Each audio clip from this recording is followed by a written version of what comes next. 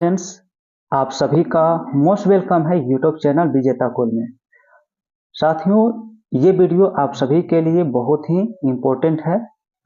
तो इसमें हम डेली जीके जीएस का क्वेश्चन डिस्कस करने वाले हैं जो बिल्कुल एग्जाम में आने वाला होगा। वही क्वेश्चन इस वीडियो में आपको देखने को मिलेगा और ये जो यूजफुल है, ये Bihar SSC, BPSC, AEDO, Bihar SI यानी अभी आप जितने भी एग्जाम देख रहे हैं इन सभी में काम करने वाला ये सारा क्वेश्चन होगा। तो इसलिए आप लोग जरूर शुरू से अंत तक इस वीडियो में बने रहिए। आप देखेंगे बहुत सारा आपको फैक्ट्स भी मिलेगा और साथ ही इम्पोर्टेंट क्वेश्चन मिलने वाला है। ठीक है, तो चलिए शुरू करते हैं वीडियो की। आप लोग अपना आंसर कमेंट करिए और लास्ट में जरूर बताइए कि आज इस टेस्ट में आप कितना क्वेश्चन सही कर पाए हैं, तो जरूर कमेंट बॉक्स में टाइप करिए। ठीक है, तो पहला सवाल है, विश्व योग दिवस 2025 की थीम क्या है? विश्व योग दिवस 2025 जो इस वर्ष मनाया गया, इसका थीम क्या है? ठीक है, तो पहला का आंसर चलिए फटाफट कमेंट करिए। तो फ्रेंड्स, यहाँ से आपका राइट आंसर जो होता है वो ऑप्शन सी होता है, yoga for one earth one health. Yoga for one earth one health इसका बिल्कुल राइट आंसर होता है।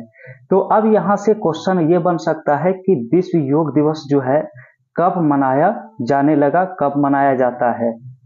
तो याद रखेंगे कि विश्व योग दिवस जो है 21 जून को मनाया जाता है। ठीक है, 21 जून।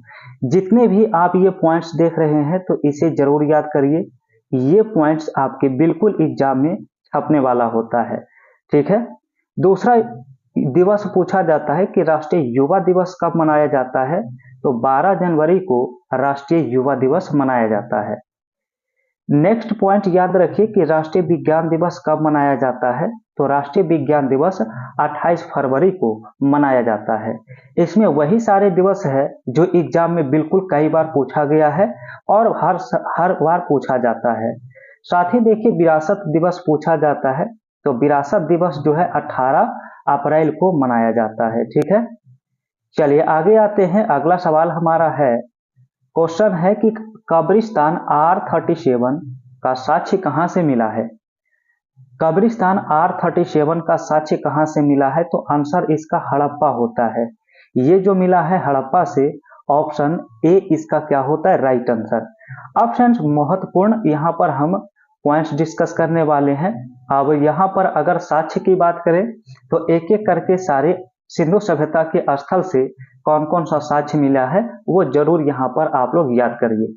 सबसे पहले मोहनजोदड़ो को देखते हैं। तो मोहनजोदड़ो से हमें क्या क्या प्राप्त हुआ है?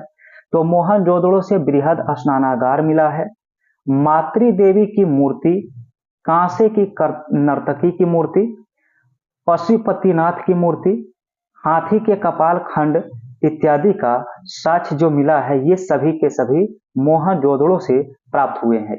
याद रखिए, इतना मोहनजोदड़ो से साक्ष्य हमेशा एग्जाम में आता है। इसके बाद दूसरे स्थल का बात करें, लोथल, तो लोथल से हमें जो मिला है चावल तथा बाजरे का यहाँ से साक्ष्य प्राप्त हुआ है। साथ ही यहाँ से 3 युगल समाधियों का भी साक्ष्य मिला है। लोथल से 3 युगल समाधि का साक्ष्य। और याद रखेंगे, मनके बनाने के कारखाने, धान की भूसी और तांबे के कुत्ते का साक्ष्य मिला है लोथल से। और लोथल क्या है? तो एक बंदरगाह है। ठीक है, लोथल क्या है? बंदरगाह है। नेक्स्ट स्थल जो है वो है कालीबंगा। तो कालीबंगा से क्या प्राप्त हुआ है? तो यहां से जुते हुए खेत का प्रमाण मिला है तथा आयताकार 7 अग्नि वेदिकाओं का भी प्रमाण जो है कालीबंगा से प्राप्त हुआ है। याद रखिए, काफी इंपॉर्टेंट इसमें सारा फैक्ट्स दिया गया है। नेक्स्ट स्थल है बनावली। तो देखिए, बनावली से क्या मिला है? तो यहाँ से हल की आकृति वाले मिट्टी के खिलौने का साक्ष्य मिला है, हल की आकृति वाले। और चनहुदड़ो से जो है, चनहुदड़ो से मिला है अलंकृत हाथी, लिपस्टिक और मनके बनाने के कारखाने का प्रमाण मिला है। लिपस्टिक कई बार पूछा गया है, मनके बनाने के कारखाने पूछा गया है। इन सभी को याद रखना है, आगे भी पूछा जाएगा। ठीक है, नेक्स्ट क्वेश्चन यहां पर है, क्वेश्चन है बक्सर युद्ध के समय दिल्ली का शासक कौन था? तो बक्सर की युद्ध जब हुई थी तो उस समय दिल्ली का शासक शाह आलम द्वितीय था। कौन था? याद रखिए, शाह आलम द्वितीय था। इसका ऑप्शन सी राइट होता है। ठीक है, अब देखिए बक्सर के युद्ध के बारे में बहुत सारा क्वेश्चन छपता है एग्जाम में, तो एक एक पॉइंट्स को याद रखना है। सबसे पहले तो बक्सर का युद्ध हुआ कब था? तो 1764 में यह युद्ध लड़ा गया था। और बक्सर के युद्ध में अंग्रेजों की तरफ से जो सैन्य नेतृत्व करने का काम किया था उसका नाम है हेक्टर मुनरो। कई बार पूछा गया है, बक्सर युद्ध में अंग्रेजों की तरफ से सैन्य नेतृत्व किसने किया था? तो हेक्टर मुनरो ने। साथ ही इस युद्ध में मीर कासिम की तरफ से जो सैन्य नेतृत्व किया गया था उसका नाम है गुरगीन खान। ठीक है, तो मीर कासिम की तरफ से जो सैन्य नेतृत्व किया था उसका नाम है गुरगीन खान। और याद रखना है कि इस युद्ध में तीन शक्ति एक साथ मिलकर लड़े थे अंग्रेजों के खिलाफ। अंग्रेजों के खिलाफ इस युद्ध में तीन शक्ति मिलकर लड़े थे। वो तीनों शक्ति हैं अवध के नवाब शुजा-उद-दौला, एक कौन थे इसमें? तो अवध के नवाब शुजा-उद-दौला, बंगाल का नवाब मीर कासिम, दूसरा था बंगाल का नवाब मीर कासिम, और तीसरा था दिल्ली का बादशाह शाह आलम द्वितीय। तो ये तीनों शक्तियां एक साथ मिलकर लड़े थे अंग्रेजों के खिलाफ। हालांकि इसमें अंग्रेज जीत जाते हैं और इन तीनों शक्तियों को की इस युद्ध में हार हो जाती है। ठीक है, याद रखिएगा, ये सारा फैक्ट्स बिल्कुल पूछा जाता है। नेक्स्ट क्वेश्चन है, लिखा गया पानीपत की तीसरी लड़ाई किस वर्ष लड़ी गई थी? पानीपत की तीसरी लड़ाई तो ये लड़ा गया था 1761 ईस्वी। कितना? तो यहाँ पर 1761 ईस्वी में लड़ा गया था। और ये युद्ध किसके किसके बीच हुआ था पूछा जाता है। याद रखिए, पानीपत की तीसरी लड़ाई जो है अहमद शाह अब्दाली तथा मराठों के बीच हुई, जिसमें मराठों की हार हो जाती है। इसमें हार किसकी होती है? तो मराठों की। क्वेश्चन ये पूछा जा सकता है कि पानीपत का प्रथम युद्ध कब हुआ था? अगर तीसरा युद्ध है तो प्रथम और दूसरा भी पूछा जा सकता है। तो याद रखिए, पानीपत की पहली लड़ाई जो है 21 अप्रैल 1526 ईस्वी को होता है। और किसके किसके बीच होता है?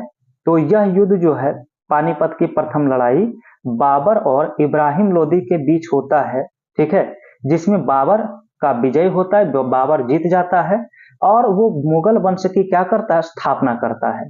ठीक है, अब देखिए पानीपत की दूसरी लड़ाई भी पूछा जाता है। तो याद रखिए, पानीपत की दूसरी लड़ाई जो है 5 नवंबर 1556 ईस्वी में अकबर तथा हेमू के बीच लड़ा गया, जिसमें अकबर क्या हुआ? विजयी हुआ। ठीक है, चलिए अगला सवाल हमारा है, बताइए फटाफट आंसर नेक्स्ट क्वेश्चन का। लिखा है प्रथम विश्व युद्ध कब शुरू हुआ था, ये बताइए।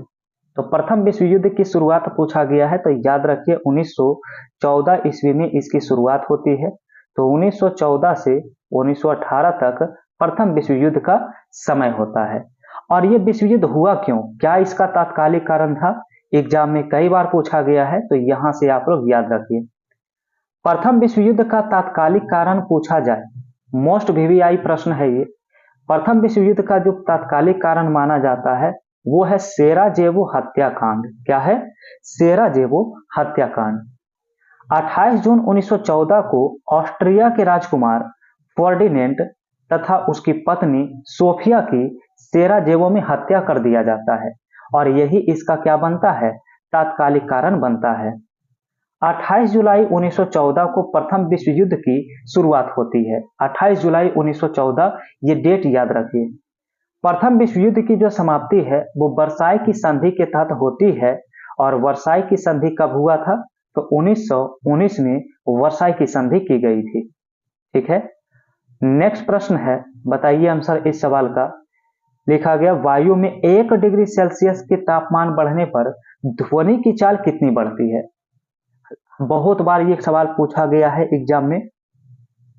तो याद रखिएगा, अगर 1 डिग्री सेंटीग्रेड आप टेम्परेचर बढ़ाते हैं तो ध्वनि का जो स्पीड है साउंड का वो 0.61 कितना बढ़ जाता है? तो 0.61 मीटर पर सेकेंड यहाँ पर इसकी स्पीड बढ़ जाती है। चलिए अब देखिए कुछ फैक्ट्स को यहाँ पर याद रखिए। ध्वनि के बारे में पूछा जाता है कैसा तरंग है? तो ध्वनि जो होता है ये अनुदैर्घ्य तरंग है। और ध्वनि का वेग पूछा जाता है सबसे अधिक किसमें होता है, तो ठोस में अथवा इस्पात में इसकी गति सर्वाधिक होती है। ये पॉइंट्स काफी वीवीआई है, याद रखिए।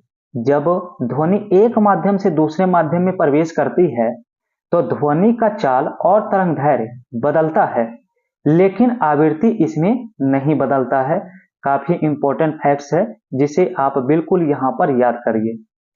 नेक्स्ट प्रश्न है, लिखा है आधुनिक आवर्त सारणी के समूह 18 के सभी तत्व किस अवस्था में पाए जाते हैं। समूह 18, तो इसके जो सभी तत्व होते हैं वो गैसीय अवस्था में पाए जाते हैं। किस अवस्था में, तो गैसीय अवस्था में पाए जाते हैं। राइट आंसर इस सवाल का सी ऑप्शन होता है। ठीक है, तो फ्रेंड्स यहां पर कुछ पॉइंट्स याद रखिए इसके बारे में। समूह 18 जो है इसे निष्क्रिय गैस या अक्रिय गैस समूह भी कहा जाता है, और इस समूह में 6 निष्क्रिय गैस हैं। कितने हैं, तो 6 निष्क्रिय गैस इस समूह में है, जिनमें आपका helium, neon, argon, krypton, xenon और रेडॉन होता है इस समूह में। याद रखिएगा यहां से इन सारे पॉइंट्स को। चलिए हमारा नेक्स्ट प्रश्न है, क्वेश्चन आ चुका है, केंद्रीय रिजर्व पुलिस बल जिसे सीआरपीएफ कहा जाता है, तो इसकी स्थापना कब की गई थी। सीआरपीएफ की स्थापना याद रखिए 1939 ईस्वी में इसकी स्थापना की जाती है 1939 में। अब सीआरपीएफ आया है तो बहुत सारे इससे रिलेटेड प्रश्न पूछे जा सकते हैं एग्जाम में, तो आइए इसके बारे में जानते हैं एक एक पॉइंट्स को। तो सीआरपीएफ की जब स्थापना हुई थी तो उस समय इसका नाम कुछ और था। सीआरपीएफ की स्थापना 27 जुलाई 1939 को क्राउन रिप्रेजेंटेटिव पुलिस के रूप में हुई थी। तो इसकी स्थापना किस नाम से हुआ था, क्राउन रिप्रेजेंटेटिव पुलिस के रूप में। आगे चलकर 28 दिसंबर 1949 से इसे सीआरपीएफ कहा जाने लगा। तो 28 दिसंबर 1949 से इसे सीआरपीएफ कहा जाने लगा, और इसका मुख्यालय पूछा जाता है तो याद रखिए इसका मुख्यालय नई दिल्ली में है। अब यहां पर देखिए बहुत सारे सैनिकों की स्थापना पूछा जा सकता है, किसकी स्थापना कब हुई, तो असम राइफल्स कई बार पूछा गया है। याद रखिएगा असम राइफल्स की जो स्थापना है वो 1835 में किया गया था। ठीक है, इसके बाद होमगार्ड, तो होमगार्ड की स्थापना 1946 ईस्वी में की गई थी। इसके बाद पूछा जाता है एनसीसी, नेशनल कैडेट कोर कहते हैं, इसकी स्थापना 1948 में की गई। इसके बाद याद रखिएगा आईटीबीपी, ठीक है, कौन था, तो आईटीबीपी की स्थापना जो होती है वो 1962 में की गई।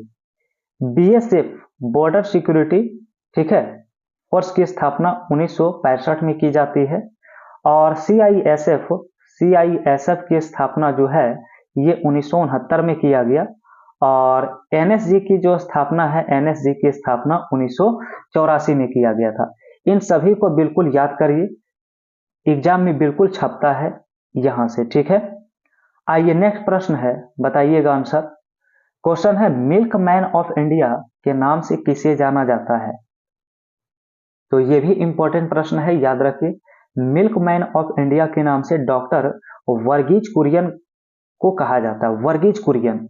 ठीक है, यहां पर राइट आंसर। चलिए यहां पर कुछ फैक्ट्स इसके बारे में जानिए। श्वेत क्रांति का जनक किसे कहा जाता है, तो डॉक्टर वर्गीज कुरियन को श्वेत क्रांति का जनक कहा जाता है। इन्होंने दुग्ध उत्पादन को बढ़ावा देने के लिए ऑपरेशन फ्लड की शुरुआत 1970 में किया था। ऑपरेशन फ्लड जिसकी शुरुआत 1970 में किया गया था। इनके प्रयास के लिए इन्हें पद्म विभूषण, विश्व खाद्य पुरस्कार तथा मैग्सेसे पुरस्कार से सम्मानित किया गया है। ये सभी पुरस्कार याद रखिए, इन सभी पुरस्कार से इन्हें सम्मानित किया गया। चलिए अगला सवाल है, क्वेश्चन है माही नदी किस रेखा को 2 बार काटती है, इंपॉर्टेंट प्रश्न। तो याद रखिए माही नदी जो है कर्क रेखा को 2 बार काटने का काम करती है। ठीक है, कर्क रेखा आपका राइट आंसर होता है। और ये 2 बार कहां कहां काटने का काम करती है नदी, तो देखिए माही नदी जो है कर्क रेखा को एक बार तो मध्य प्रदेश में और दूसरी बार गुजरात में काटती है। तो याद रखिए एक बार मध्य प्रदेश में और दूसरी बार कहां पर, तो गुजरात में। माही नदी पर बजाज सागर परियोजना स्थित है, तो यहां पर कौन सा परियोजना है, तो बजाज सागर परियोजना जो है माही नदी पर ही स्थित है। साथ ही यहाँ पर अगर कर्क रेखा के बारे में पूछा गया है तो विषुवत रेखा और मकर रेखा के बारे में भी पूछा जाता है। याद रखिएगा कि कांगो नदी जो है ये विषुवत रेखा को 2 बार काटने का काम करती है। ठीक है, तो कांगो नदी विषुवत रेखा को 2 बार काटती है। वहीं लिम्पोपो नदी जो है वो ये मकर रेखा को 2 बार काटने का काम करती है। ठीक है, तो सारा फैक्ट्स आपके लिए इंपॉर्टेंट है। अब है आज का सवाल, और आज का सवाल है इसका आंसर आपको कमेंट बॉक्स में बताना है, तो चलिए फटाफट कमेंट करिए इसका राइट आंसर क्या होगा। आज का सवाल है, क्वेश्चन है भारतीय संविधान को संविधान सभा द्वारा कब अंगीकृत किया गया था। संविधान सभा के द्वारा संविधान को कब अंगीकृत किया गया था। पहला ऑप्शन है 15 अगस्त 1947, ऑप्शन बी है 26 नवंबर 1949, ऑप्शन सी है 26 जनवरी 1950 और ऑप्शन डी है 2 अक्टूबर 1950।